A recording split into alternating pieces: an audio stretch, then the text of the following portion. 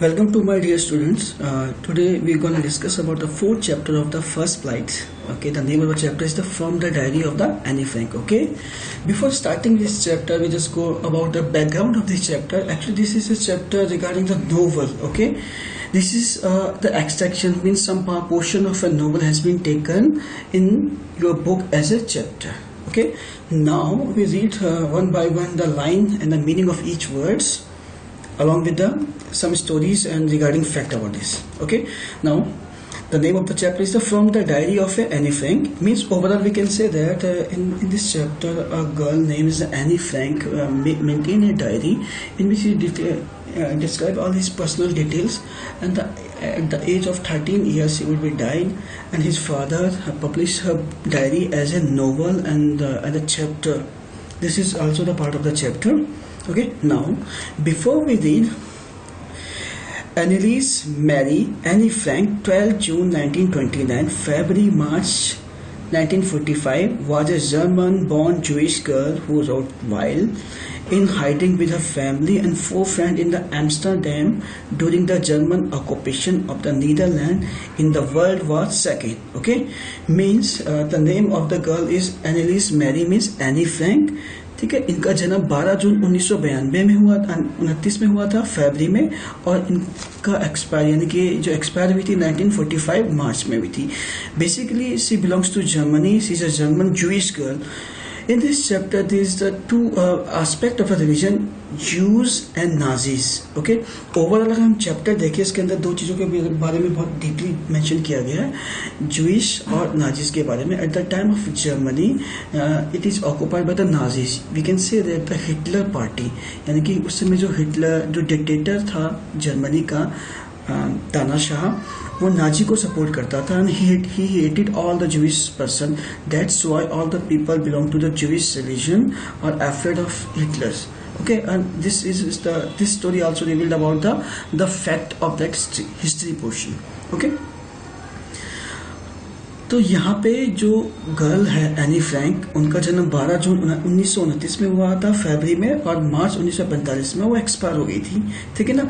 ये एक Jewish girl थी और जिन्होंने कि हु रोट वाइल, जिन्होंने कि लिखा यानी कि अपनी डायरी में लिखा जब वो अपनी फैमिली और कुछ 4 दोस्तों के साथ एम्स्टरडैम में छुपी हुई थी during the German occupation of the Netherland in world war second. जबकि जो जर्मन लोग नीदरलैंड से आए हुए लोगों के ऊपर अत्याचार कर रहे थे, उनको बंदी बना रहे थे. वर्ल्ड वॉर सेकेंड की बात चल रही है यहाँ पे. Okay, Her family had moved to Amsterdam. Her family had moved to Amsterdam after the Nazis gained power in Germany, but were trapped when the Nazi occupation extended in the Netherland. यानी कि उनकी जो family, किसकी, Anne Frank की family Amsterdam चली गई थी. ठीक है ना, जबकि नाजी लोगों ने वहां पे अटैक किया था, यानी कि नाजी पीपल ने जब अटैक किया था. ठीक है ना, यानी कि नाजी लोगों को पावर मिल गई थी जर्मनी में, और but were trapped when Nazi occupation extended to Netherland, और वो फंस गए थे कि जब नाजी लोगों का अटैक नीदरलैंड पे भी आ गया था. मतलब अपने आप को बचाने के लिए तो वहां से निकले थे वो, मगर वहां पे भी नाजी लोगों का ऑक्यूपेशन आ गया था, यानी कि उनका जोर आ गया था. एज परक्यूनिस्ट against the Jewish population increase, the family went into the hiding in July 1942 in hidden room in her father Otto Frank's office building. Okay, here's the percussionist. Percussionist का मतलब होता क्या है?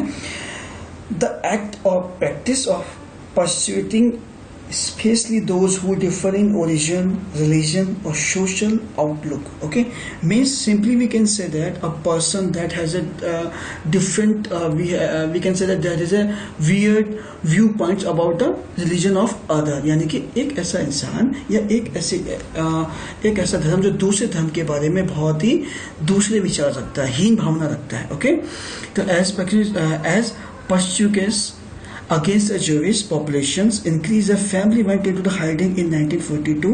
यानी कि जिस तरीके से Jewish लोगों के ऊपर जो सामाजिक या धार्मिक भेदभाव होता है, उनकी फैमिली 1942 में, जुलाई 1942 में छुपने चली गई. ठीक है ना, छुप गई. कहाँ पे छुप गई? अपने फादर ऑटो फ्रैंक के ऑफिस बिल्डिंग पे. यानी कि एनी फ्रैंक के जो फादर है उनका नाम ऑटो फ्रैंक है, वो उनके ऑफिस में छुप गए थे. After 2 years in hiding, the group was betrayed and transported to the concentration camp system where Annie died of typhus in Bergen-Belsen within the days of her sister Margot Frank. Okay, 2 साल छुपने के बाद, after 2 years hiding, 2 साल छुपने के बाद the group was betrayed, यानी कि उस ग्रुप को, यानी कि जो ग्रुप मीन्स एनी फ्रैंक की फैमिली और उनके साथ जो फ्रेंड वहां पे छुपे हुए थे, जो 24% छुपे हुए थे, उनको धोखा दिया गया और उनको ट्रांसपोर्ट किया गया कंसंट्रेशन कैंप। कंसंट्रेशन कैंप क्या होता है? देखिए, कंसंट्रेशन कैंप जब वर्ल्ड वॉर सेकेंड की बात की जाएगी तो एक बहुत बड़ा चैम्बर होता था जहां पे जितने भी जूविश पर्सन या रेबिलियंस को रखा जाता था और एक गैस के थ्रू, ठीक है ना, उन सबको मार दिया जाता था, ठीक है ना। We can say the gas chamber also where Anne Frank died, जहां पे एनी फ्रैंक मर जाती है ड्यू टू एक बीमारी के, टाइफस नाम की बीमारी से, ठीक है ना, इन बेर्गेन-बेल्सन में with in the days of sister Margaret Frank, यानी कि उनके साथ साथ उनके सिस्टर भी मर जाती है। Her father Otto Frank, the only survivor of the group, returned to Amsterdam after the war ended to find that her diary has been saved. Convinced that it was a unique record, he took actions to have it published in the English under the name of the diary of a young girl. Okay, उनके father auto Frank ही सिर्फ अकेले survivor थे इस group में, यानी कि अकेले ही जो सर्वाइव कर रहा था, यानी कि जो अकेले ही बचे थे उनके ग्रुप, उनके फादर थे ऑटो फ्रैंक। वो एम्स्टर्डम वापस आते हैं जब वॉर खत्म हो जाता है, to find that her diary has been saved, और पाते हैं कि उसकी डायरी सेव है। Convince that it was a unique record, और अपने आप को मानते हैं कि एक बहुत ही खास रिकॉर्ड है, यानी कि डायरी में उनकी डॉटर एनी फ्रैंक ने जो भी मेंशन किया एक अच्छा रिकॉर्ड है।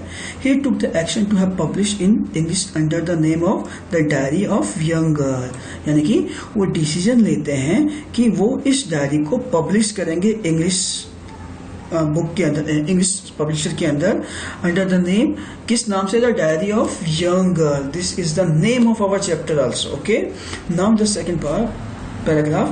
The diary was given to Annie Frank for her 13th birthday and chronicled the event of her life from 12 June 1942 until its final entry of the 1st August 1944. यानी कि इस डायरी को एनी फ्रैंक के 13वें जन्मदिन के ऊपर लागू किया गया, मतलब यादगार में इसे पब्लिश किया गया। एंड क्रॉनिकल का मतलब क्या है? मीनिंग ऑफ क्रॉनिकल का यहाँ पे मतलब होता है series, series of historical event, यानी कि हमारे इतिहास के अंदर जो भी इंसिडेंट होते हैं, जो भी घटनाएं होती हैं, उनकी सीरीज को हम क्रॉनिकल बोलते हैं। ओके, तो Chronicle the event of his life, यानी कि उसकी लाइफ की जितनी भी घटनाएं थी जो कि 12 जून 1942 से लेके 1 अगस्त 1940 तक उसमें मेंशन की गई थी, वो सब उसके अंदर मेंशन किया गया था। It was eventually translated from its original Dutch into many languages and became one of the world's most widely read book. और इट वॉज इवेंचुअली का मीन्स आखिरकार, और आखिरकार इसको ट्रांसलेट किया गया था फ्रॉम इट्स ओरिजिनल डच, क्योंकि एनी फ्रैंक ने जो लिखा था इसे डच लैंग्वेज में लिखा था, इसके बाद इसको बहुत सी लैंग्वेज के अंदर ट्रांसलेट किया गया and became one of the world's most widely read book, और ये संसार की सबसे ज्यादा पढ़ी जाने वाली बुक बन के फेमस हुई। Okay, there had also been several films, television and theatrical productions and even an opera based on the diary. Okay, यहाँ पे यानी कि there have been several films, यानी कि इसके ऊपर बहुत सारी फिल्में, television show, theatrical productions, drama और इवन एक ओपेरा बेस्ड ऑन डायरी, इस डायरी के ऊपर बनाया गया। और वी कैन से दैट एक इम्पोर्टेंट पार्ट और जोड़ना चाहूंगा, एनी फ्रैंक के नाम से एक स्कूल भी पब्लिश किया गया। Okay, described as the work of the mature and the insightful mind, the diary provided intimate examination of the daily life under Nazis occupation. यानी कि described as the work of mature, यानी कि इसके अंदर जो work means यहाँ पे जो काम, यानी कि जो उसने रचनाएं की थी, यानी कि जो भी उसने मेंशन किया था, बहुत ही mature और बहुत ही insightful mind, यानी कि बहुत ही खुले दिमाग से लिखा था।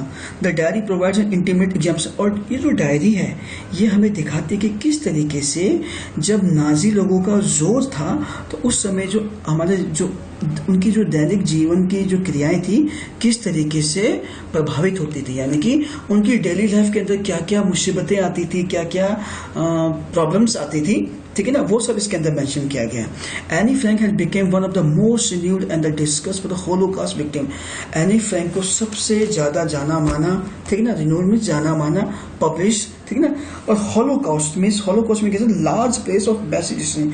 होलोकॉस्ट का मतलब कि एक बहुत बड़ी जगह पे, ठीक है ना, जहाँ पे बहुत सारे लोग मरे हों, ठीक है ना, we can say large place massive destruction, कि एक बहुत बड़ी जगह पे बहुत सारे लोग मरे हुए। We can take the example of the concentration camp और we say that's the gas chamber. Okay, now we further proceed.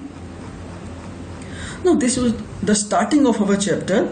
Okay, I told you, my dear students, if you have any doubt, repeat the videos and also note down all the word meaning in your fair copy. Okay, writing in a diary is a really strange experience for someone like me. यानी कि किसी diary के लिए लिखना, यानी कि diary में लिखना वास्तव में मेरे लिए बहुत ही अजीब एक्सपीरियंस था, तजुर्बा था मेरी जैसी लड़की के लिए। यहाँ पे एनी फ्रैंक अपने बारे में बात कर रही है। Not only because I have never written anything before, ना केवल इसलिए क्योंकि मैंने पहले कभी कुछ लिखा नहीं था, बट आल्सो, लेकिन इसलिए भी because it seems to me, क्योंकि मुझे ऐसा प्रतीत होता था या मुझे ऐसा दिखता था that later on neither I nor anyone else will be interested in music of 13 years old school girl, कि लेटर यानी कि मुझे बाद में पता चला, ठीक है ना, लेट दैट मतलब ऐसा प्रतीत होता है कि बाद में ना ही मुझे और ना ही किसी और को, यानी कि ना ही मैं और ना ही कोई और म्यूजिक, यहाँ एक चीज मेंशन की गई है, म्यूजिक मीन्स थॉट, यानी कि 13 साल की लड़की के, 13 साल की स्कूल जाने वाली लड़की के थॉट्स के बारे में इंटरेस्टेड होगा। Means Anne Frank's was not sure that somehow in near future any of the person will be interested in his writing. Okay, music means thoughts. Oh well, oh अच्छा, it doesn't matter, ये matter नहीं करता है। I feel like writing, मैं writing को feel करती हूँ, and यानी कि राइटिंग के बारे में मैं महसूस करती हूँ, and I have an even greater need to get all the kind of thing of my chest, और even I have even greater need, और मुझे और भी ज्यादा उत्सुकता है, ठीक है ना, उत्सुकता है, या मैं चाहती हूँ कि मेरे, ठीक है ना, मेरे मन में, यानी कि जितनी भी तरीके की वरीज है मैं इनको दूर कर सकूं। यहाँ पे वर्ड्स है things of my chest, means to took out the worries from inside, कि अपने अंदर जो भी हमारी चिंताएं उनको दूर करना। This is a phrasal. Okay, things of my chest means remove my worries. Okay, अपनी चिंताओं को दूर करना। Now in the next paragraph, paper has more patience than people, यानी कि पेपर, कागज के अंदर ज्यादा पेशेंस होता है। पेशेंस का मतलब कि धैर्य होता है लोगों की कंपैरिजन में। I thought of this saying on one of those days that when I was feeling a little depressed and was sitting at home with my chin in my hand, bored and listless, wondering whether to stay in or out. Okay. I thought of this thing, मतलब मैं इसके बारे में सोचती थी, stay करती थी काफ़ी दिनों तक। व्हेन आई वाज फीलिंग, जब मैं महसूस कर रही थी, क्या महसूस कर रही थी, लिटिल डिप्रेस, बहुत थोड़ा सा मैं हताश यानी कि नर्वस डिप्रेस कर रही थी। And feeling at the home, मैं अकेले घर में बैठी थी, जिसमें कि मेरे अपने हाथ अपनी ठोडी, चिन मीन्स ठोडी यानी कि, ठीक है ना, ठोडी पे लगाए हुए, बोर बैठी थी। लिस्टलेस का मतलब क्या होता है, विदाउट एनी एनर्जी, ठीक है ना। वॉन्डरिंग यानी कि हैरान थी, वॉन्डरिंग मीन्स हैरान होना। Wondering whether to stay in और आउट, यानी कि मैं हैरान थी कि मैं घर में ठहरूं या बाहर जाऊं। I finally stayed where I was brooding, और मैं फाइनली वहां पे ठहरी जहां पे मैं ब्रूडिंग कर रही थी। Brooding, the meaning of brooding is that engage in deep thoughts about something that makes one sad, angry and worried. means brooding का मतलब क्या होता है, एक डीप थॉट, ठीक है ना, जो कि आपको परेशान करता है या जो आपको सैड करता है, ठीक है ना। यस, हाँ, paper does not have more, does have more patience, and since I am not planning to let anyone else read this stiff back notebook, grandly refer to as a diary, unless I should ever find a real friend, it probably won't make a bit of difference. हाँ, paper के अंदर ज़्यादा धैर्य है, patience है, and since I am not planning, और क्योंकि मैं प्लानिंग नहीं कर रही थी कि कोई भी आए और स्टीव बैक्स नोटबुक की तरह, स्टीव बैक्स नोटबुक में नॉर्मली इसको डायरी की तरह पढ़े, ठीक है ना, अनलेस जब तक कि आई should ever find a real friend, यानी कि जब तक कि मुझे एक अच्छा दोस्त नहीं मिल जाता। Means here Anne Frank has a problem, you can say has a desire that she want a friend with whom she can share all his feeling, but you know very well there is a circumstances of Nazi and Jewish attacks, that's why she unable to convey any message to any person, and in order to complete his loneliness or fulfill his loneliness, she tried to write a diary. Okay, now, and one of the important point that has been mentioned is in this paragraph, very important है, ये जो line है, paper has more patience than people, this is the part of the questions. Phrasal में आता है कि paper के अंदर ज्यादा पेशेंस क्यों होता है। I just want to describe you guys. देखिए, whenever we are feeling, we narrate the feeling to someone and it's depend upon the perception, यानी कि ये दूसरे वाले पर्सन के थॉट्स पे या उसके बिहेवियर पे डिपेंड करता है कि वो हमारी बात को कैसे ले। अगर हमने कोई किसी के बारे में कोई फैक्ट बताना भी है, तो अगर he is a nice person he will definitely go for that, but if he is a rigid person, angry person, तो वो हमारे ऊपर बाउंस बैक भी होगा। बट जब हम पेपर की बात करते हैं, पेपर के अंदर अपनी सारी फीलिंग लिख सकते हैं और पेपर भी कभी बाउंस बैक नहीं करेगा। मीन्स अगर पेपर पे आपने कुछ लिखा तो आपसे नाराज नहीं होगा, बल्कि रियल लाइफ में लोग नाराज हो जाते हैं। ओके, तो this is the phrasal meaning that paper has more patience than people का मतलब यही है कि पेपर के ऊपर जो हम जो भी मेंशन करते हैं वो लॉन्ग रन के लिए भी रहता है, और सेकेंडली वो कोई रिएक्शन नहीं देता as compared to the people. जब हम लोगों से बात करते हैं तो कोई ना कोई रिएक्शन देते हैं। ओके, नाउ सी बैक नोटी grandly refer to as a diary unless I should find a real friend, जब तक कि मुझे एक अच्छा फ्रेंड नहीं मिल जाता। It probably won't make a big difference of it, और संभवतः, प्रोबेबली मीन्स संभवतः, इसने ज्यादा कोई डिफरेंस भी नहीं रखा। मीन्स देखो, एक्चुअली जो फ्रेंड्स लोग होते हैं अपनी बात शेयर करते हैं and we feel very easy. तो यहाँ पे एनी फ्रैंक भी चाहते हैं कि मैं अपनी बात किसी से शेयर करूं, but the condition is not suitable for that, condition के लिए सुटेबल नहीं है। तो वो सोचती है क्यों ना मैं डायरी को अपनी फ्रेंड बनाऊं, ठीक है ना, और इसमें ज्यादा कोई डिफरेंस भी नहीं है। Now I am back to the point that prompt me to keep a diary in first place, I don't have a friend. और अब मैं सीधा पॉइंट पे आती हूं कि मैं वाई प्रॉम्प्ट, प्रॉम्प्ट का मतलब क्यों, कि मैं क्यों उत्सुक थी, यानी कि मैं क्यों मैंने अपने मन में क्यों ठाना, यानी कि अर्ज। प्रॉम्प्ट का मतलब यहाँ पे अर्ज है, उत्सुक होना, ठीक है ना। प्रॉम्प्ट यानी कि मैं क्यों एक डायरी रखना चाहती थी फर्स्ट प्लेस पे। आई डोंट हैव ए फ्रेंड, क्योंकि मेरा कोई फ्रेंड नहीं था, इसलिए मैं डायरी बनाना चाहती थी। Let me put it more clearly, और मैं इसे बिल्कुल क्लियरली कर लूं। Since no one will believe that the 13-year-old girl is completely around the world, मैं आपको एक चीज क्लियर कर लूं कि कोई ये ना समझे कि 13 साल की एक लड़की जो कि पूरी दुनिया में अकेली है, एंड आई एम नॉट, और मैं अकेली नहीं थी।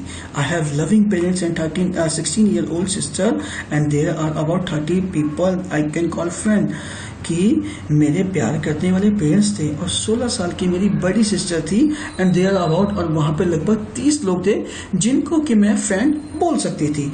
I had a family, loving aunt and good home, मेरी एक अच्छी फैमिली थी, प्यार करने वाली आंटीज थी, और एक अच्छा घर था। No one on the surface I seem to have anything except my 1-2 friend, और मैं उस सरफेस पे, no one seem to be on the surface, no on the surface यानी कि उस धरातल पे, यानी कि उसकी मैं बात करूं, आई सीम टू हैव एवरीथिंग, मेरे पास सब कुछ था एक्सेप्ट 1-2 फ्रेंड, कि इतना सब कुछ होने के बाद भी मैं एक चीज आपको बताऊं कि मेरे पास सब कुछ था, मेरे पास एक ट्रू फ्रेंड नहीं था with whom that I can narrate and explain all my feeling. Okay, all I think about when I'm with friend is having a good time. सारी चीजें बताऊं, all I think है कि जो कुछ भी मैं सोचती हूँ I'm with friend, जब अपने फ्रेंड के साथ हुई तो वाकई बहुत अच्छा समय होता है। I can't bring myself to talk about anything but ordinary everything. मैं अपने आप को पुरानी, यानी कि किसी भी चीज के बारे में बोलने से रोक नहीं सकती, ठीक है ना। But ordinary everything, everyday things, जो कि साधारणतः नॉर्मल डेली लाइफ की जो चीजें होती हैं। We don't seem to be able to get any closer, हमें बिल्कुल we don't seem to be able to get any closer and that's the problem, ठीक है ना। क्योंकि मैं बिल्कुल भी किसी के साथ क्लोज नहीं थी, मैं ज़्यादा किसी से बातचीत नहीं करती थी, and that was the problem, और यही प्रॉब्लम थी। Maybe it's my fault, शायद ये मेरा फॉल्ट था, ठीक ना, that we would not confined in each other. Confined means, here's the meaning also mentioned, confined means to tell personally thing privately to a person that one trusts, कि अपने मन की और दिल की बात किसी को बताना। ओके, इन एनी केस, किसी भी केस में, किसी भी मामले में, that just was how things are and unfortunately they are not liable to change. यानी कि किसी भी केस में मैं किसी को चीजें नहीं बताती थी, that just how things are, जैसे कि चीजें होती थी, and unfortunately they are not liable to change, और दुर्भाग्यवश वो चेंज करने के लिए भी तैयार नहीं रहती थी। कौन? Anne Frank. This is why I started the diary, इसी वजह से मैंने डायरी लिखना स्टार्ट किया, to enhance the image of my long awaited friend in my imagination, और अपने कल्पना में काफी समय से अपने दोस्त की जो कल्पना में करती थी उस इमेज को बढ़ाने के लिए, मीन्स एक सच्चे दोस्त की तलाश में मैंने डायरी लिखना स्टार्ट किया। I don't want to jot down the fact in the diary that most people would do. Jot down means note down, यानी कि लिखना, ठीक है ना। तो मैं डायरी में वो सारी चीजें फैक्ट नहीं लिखना चाहती थी जैसे कि ज्यादातर लोग लिखते हैं, but I wanted diary to be my friend, लेकिन डायरी में अपने दोस्त की तरह रखना चाहती थी, and I am going to call this friend Kitty, और इस फ्रेंड को मैं किटी कह रही थी। क्या कह रही थी मैं? किटी कह रही। Okay, welcome once again. Now since no one would understand a word from the story of to Kitty if I were to plunge right in it. It would be better to provide a brief sketch of my life, much as I dislike doing so.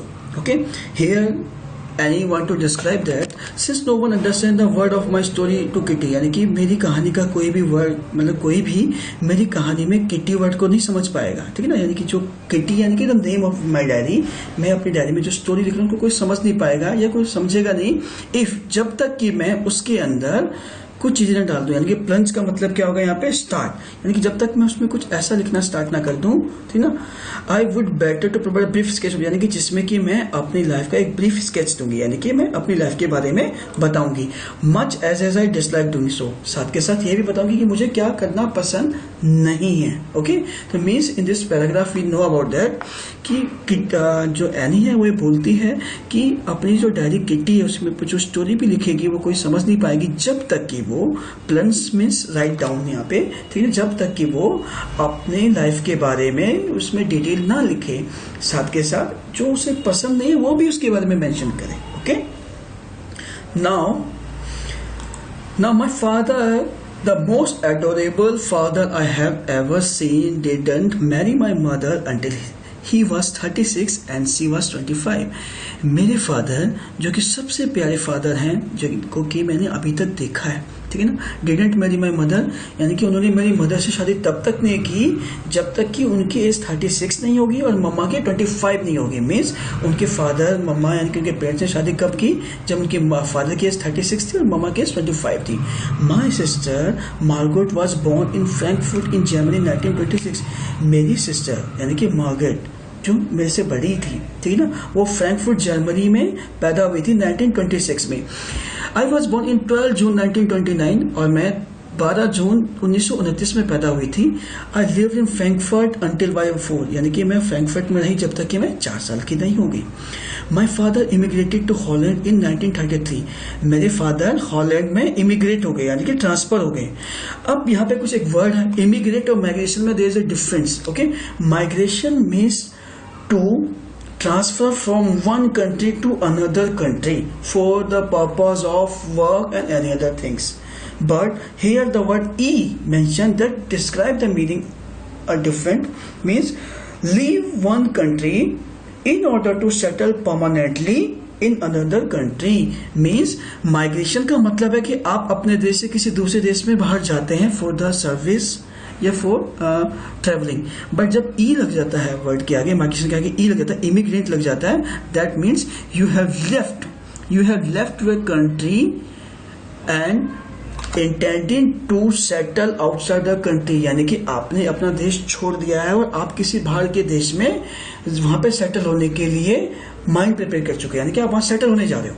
Simply ठीक है, अब मैं repeat कर देता हूँ। Migration means आप सिर्फ travel होते हैं एक कंट्री से दूसरी कंट्री में ट्रैवल। तो इमिग्रेशन का मतलब क्या होता है कि जब अपनी कंट्री छोड़ के आप किसी दूसरी कंट्री में सेटल होते हैं, मीन्स वहां की सिटीजनशिप लेते हैं, आप वहां के नागरिक बन जाते हैं। My mother Edith Hollander Frank went with him to Holland in September while Margot and I went sent to the Archen to stay with the grandmother। यानी कि मेरी मदर एडिथ हॉलैंडर फ्रैंक, ठीक है ना, वो हॉलैंड उनके साथ गई थी, ठीक ना, उनके साथ सितंबर में हॉलैंड गई। और जबकि मार्गोट यानी कि उनकी बड़ी सिस्टर मार्गोट और मुझे यानी कि एनी फ्रैंक को आर्चेन, यानी कि आर्चेन क्या है, a name of city in Germany, ठीक है ना, एक सिटी है जर्मनी में, वहां पे उनकी दादी माँ के पास स्टे करने के लिए छोड़ा गया, ठीक है। Margaret I went to Holland in December, Margaret दिसंबर में हॉलैंड गई थी। And I followed in family, और मैं फैमिली में गई।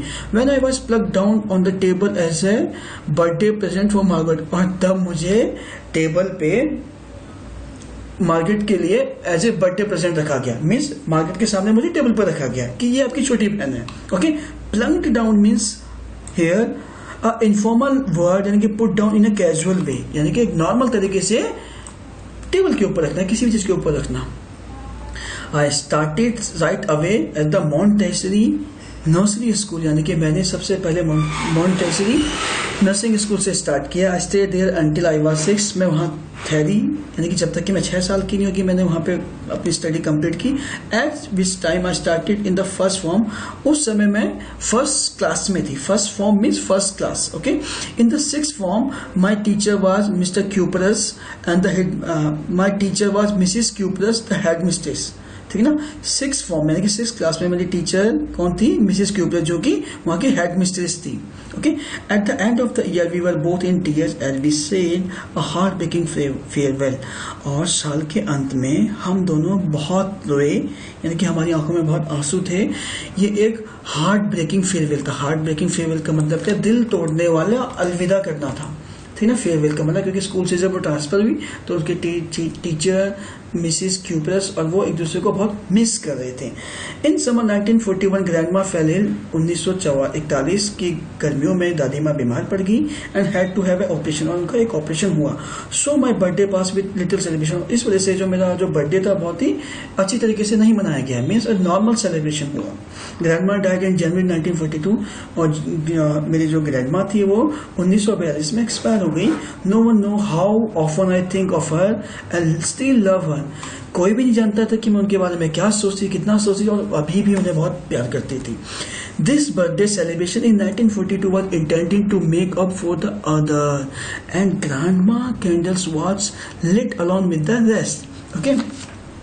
ये बर्थडे सेलिब्रेशन 1942 का जो मेनली जो इंटेंडेड यानी कि इरादा किया गया था, क्या, to make up for the other, दूसरों के लिए इरादा किया गया, दूसरों के लिए मनाने के लिए कहा गया था।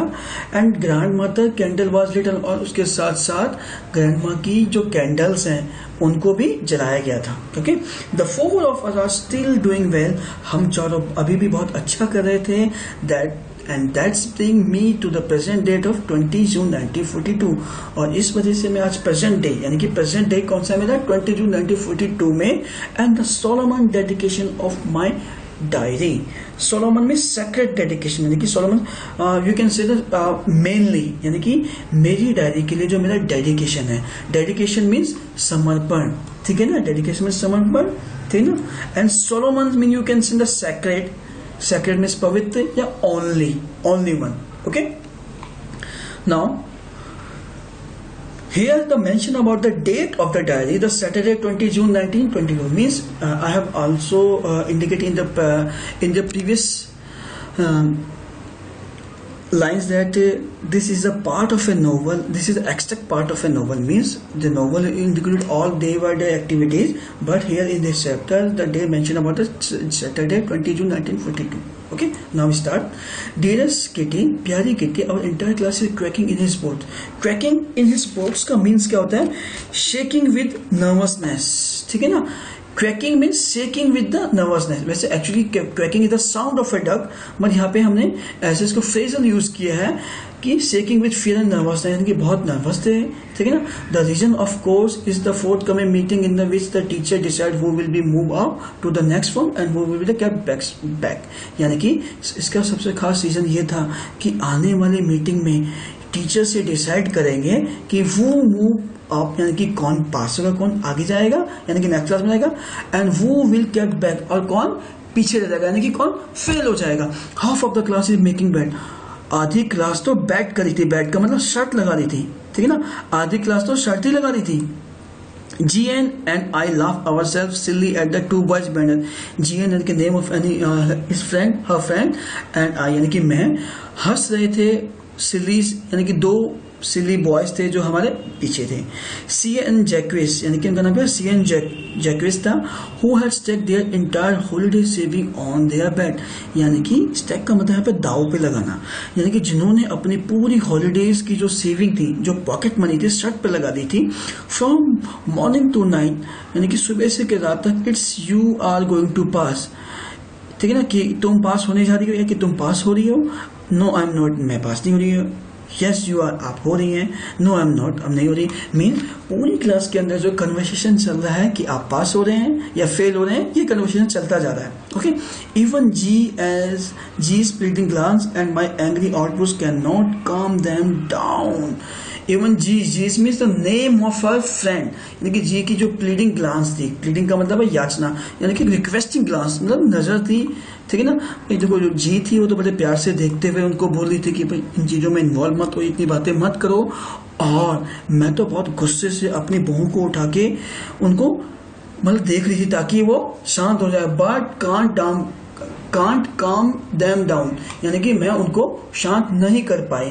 मीन जी थी बड़े प्यार से उनको देख के बोलती कि प्लीज चुप हो जाओ, और यहाँ पे जो एंग्री यानी कि जो एनी फ्रैंक थी बहुत गुस्से में बोल रही थी, गुस्से में उन्हें देख रही थी, मगर फिर भी वो शांत नहीं होते।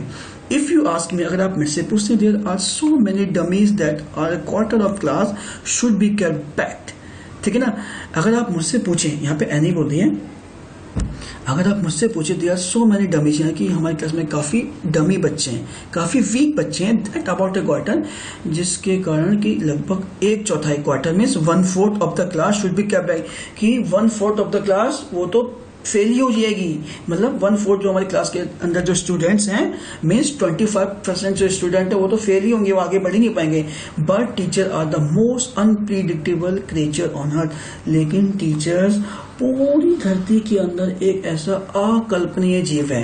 अनप्रिडिक्टेबल का मतलब होता है अकल्पनीय, अकल्पनीय का मतलब जिसके बारे में हम कुछ अंदाजा नहीं लगा सकते, क्योंकि समहाउ एनी को लगता है 25%, क्या पता इससे ज्यादा बच्चे भी फेल हो सकते हैं या इससे कम भी हो सकते हैं। तो यहाँ पे एनी बोलते हैं कि we are not sure about our teachers because they are unpredictable. Unpredictable का मतलब क्या होता है, that are not easy to जज, ओके, जिनको हम आसानी से जज नहीं कर सकते। I am not so worried about my girl friends and myself, यानी कि मैं अपनी फ्रेंड्स और अपने बारे में बिल्कुल भी वरीड नहीं थी।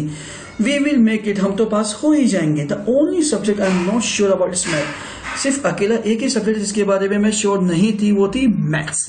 एनीवे, खैर, all we do is wait, जो हम सब कर सकते थे क्या, हम वेट करेंगे। Okay, until then we keep telling each other not to lose heart, और तब तक हम एक दूसरे से बात कर रहे थे कि please don't lose your heart, कि हिम्मत मत हारो। I get alone pretty well with my teachers, मैं अपने टीचर्स के साथ बहुत अच्छे से घुल मिल जाती थी। देयर आर 9 ऑफ देम, उनमें वो 9 थे, ठीक है, 9 टीचर्स थे। 7 मेन, जिसमें 7 मेन्स जेंट्स टीचर्स थे और 2 फीमेल टीचर्स थी। Mister Keesing the old fogey who teach maths was annoyed with me for ages because I talked so much, यानी कि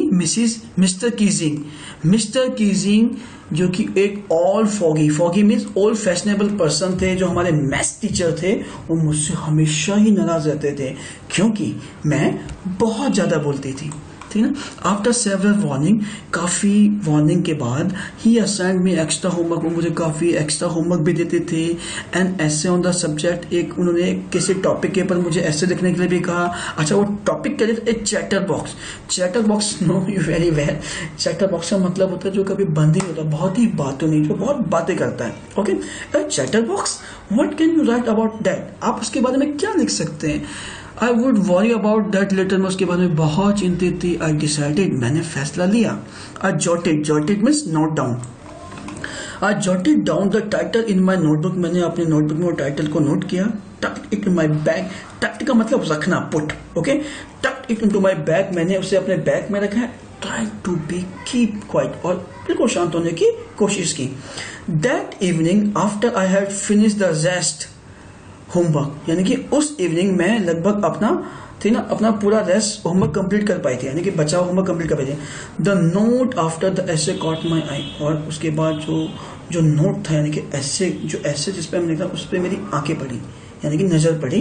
आई began thinking about the subject while chewing the tip of fountain pen, यानी कि मैं उस subject के बारे में, उस टॉपिक के बारे में फाउंटेन पेन की टिप का, यानी कि टिप को चबाते हुए सोच रही थी.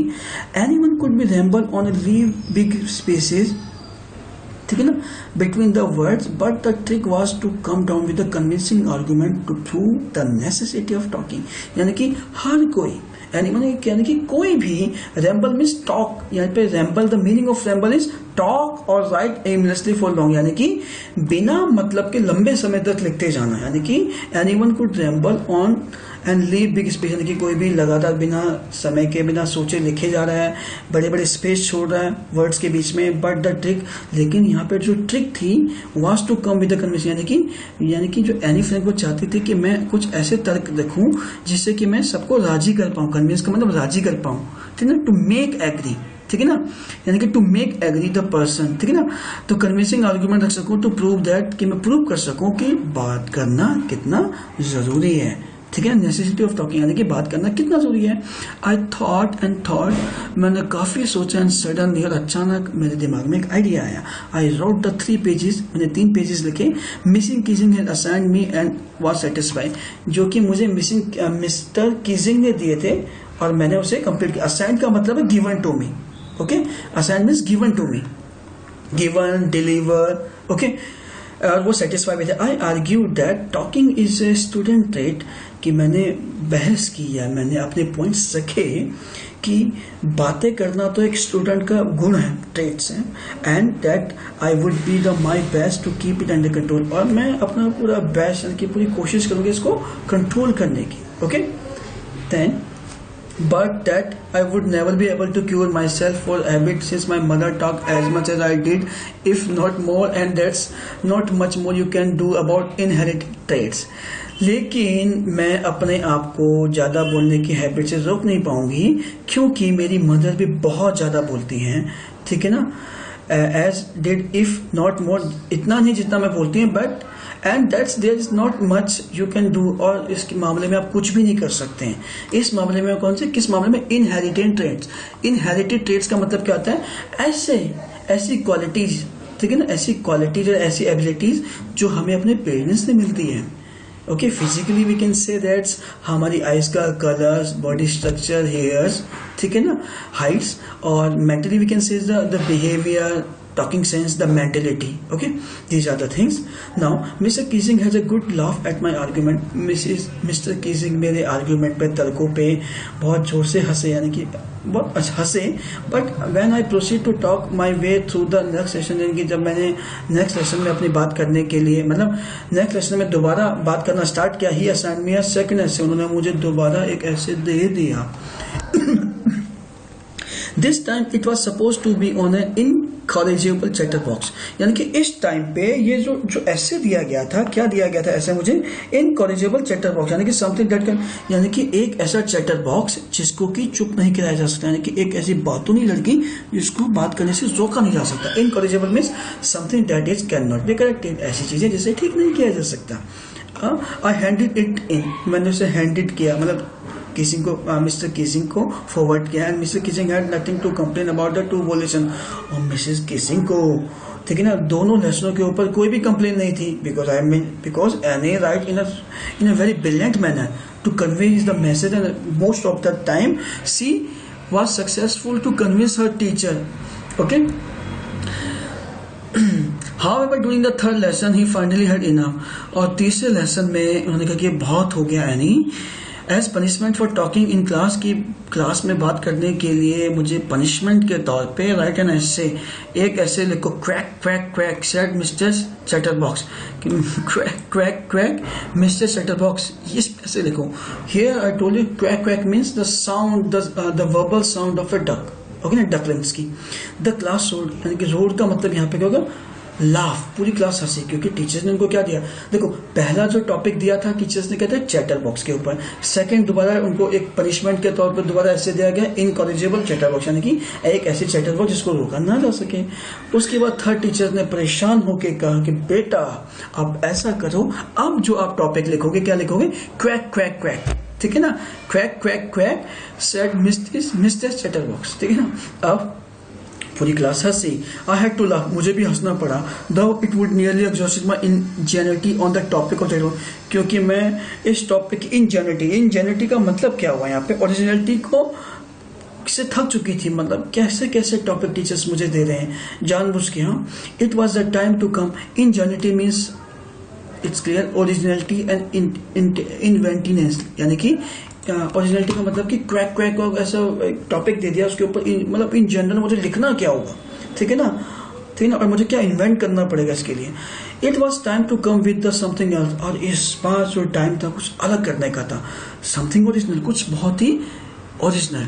माई friend Sanne who goods at poetry, मेरा फ्रेंड सैनी जो कि पोएट्री में बहुत अच्छा था, offer to help me write the essay from beginning to end in verse and I was jump for joy, कि उसने मुझे कहा कि आपके लिए जो एसे है मैं वर्सेस में लिखूंगा, वर्सेस में इन राइमिंग्स में लिखूंगा, ठीक है ना, और मैं खुशी से कूद पड़ी।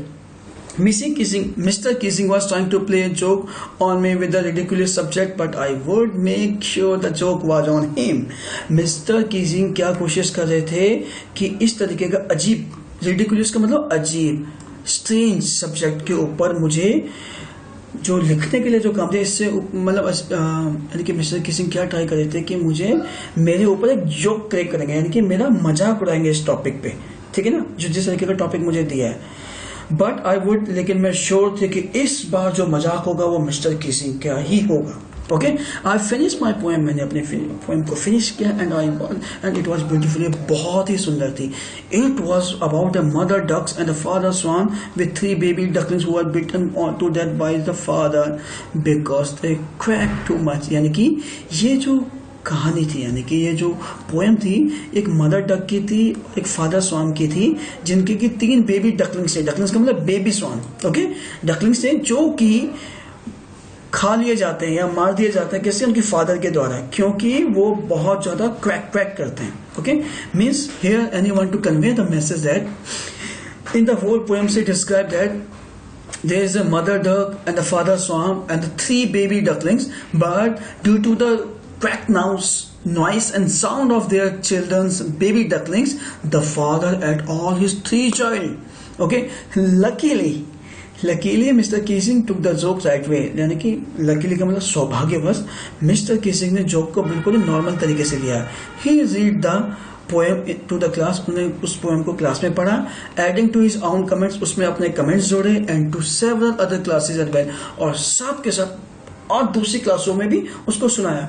Since I have been allowed to talk, हाँ उसके बाद मुझे बोलने का मौका दिया गया, and I haven't be assigned any extra, और उसके बाद मुझे आज तक कोई भी एक्स्ट्रा होमवर्क नहीं दिया गया। ऑन द कंट्री, इसके साथ साथ country means on the country means on the other side you can say, और एट द सेम टाइम, ठीक है ना।